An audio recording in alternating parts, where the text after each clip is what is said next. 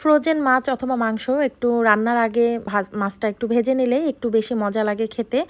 আর যেহেতু অনেকদিন ফ্রিজে থাকে, দেখা যায় যদি কোনো গন্ধ থাকে, তো ওইটা আর কি ভাজার পরে আর ওইভাবে গন্ধটা আর কি থাকে না।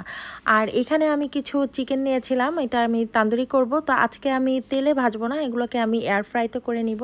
এয়ার ফ্রাইতে খুবই সহজভাবে মাছ মাংস দুইটা আইটেমই করা যায়। তেল ছেটার কোনো ভয় থাকে না, হাত পোড়ারও কোনো ভয় থাকে না।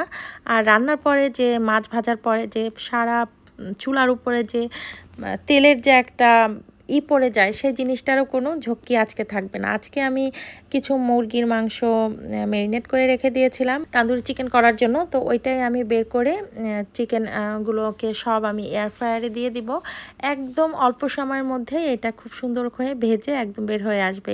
স্টার্ট করে দিলাম। আর এইখানে খুব একটা বেশি সময় লাগে না, 10 থেকে 12 মিনিট রাখলেই হয়ে যায় এয়ার ফ্রাইতে। আর আমি বের করে এর উপরে একটু বাটার দিয়ে দিচ্ছিলাম, আর এপাশ ওপাশ একটু উল্টিয়ে নিলেই হয়।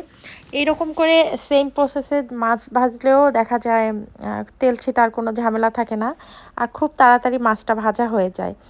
আর এইগুলো যে কোনো সবজিও দেখা যায় এয়ার ফ্রাইতে করা যায়। এয়ার ফ্রাইটা যে কোনো ভাজাভুজি আমার কাছে খুব একেবারে ইজি মনে হয়।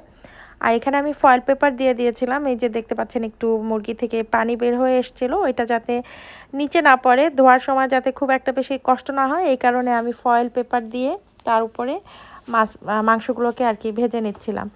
তো আমি এখানে 2 দিনের 2টো ক্লিপ অ্যাড করে দিলাম। একটা হচ্ছে গিয়ে লেগ পিস ছিল, আর একটা ছিল লেগ কোয়ার্টার, আর এটা ছিল মাছের একটা ফিলেট।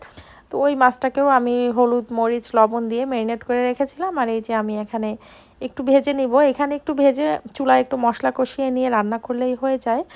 তো এই যে দেখতে পাচ্ছেন, অথবা এইভাবেও খাওয়া যায়। এই যে আমার মাছ ভাজা মোটামুটি কমপ্লিট হয়ে গিয়েছে। তো মাছ ভাজা বা মাংস ভাজার এখন আর তেমন কোনো ঝামেলা নেই। তবে যদি বেশি মানুষের জন্য অ্যারেঞ্জমেন্ট করা হয়, তখন দেখা যায় এই ছোটো এয়ার ফ্রাইডে কাজ হয় না, তখন চুলাতেই যাওয়া লাগে। এটা তবে যত যাই কিছুই আবিষ্কার হোক না কেন, রান্নাবান্না চুলাতেই করতে হয় বেশিরভাগ সময়। ওইখান থেকে মানে কিচেন থেকে বা পাকঘর থেকে বা রান্নাঘর থেকে যেটাই বলেন, ওইখান থেকে আর কোনো মাপ নেই, ওখানে যেতেই হবে। তো এই যে আমার মাছ ভাজা আর মাংস ভাজা কমপ্লিট হয়ে গেল।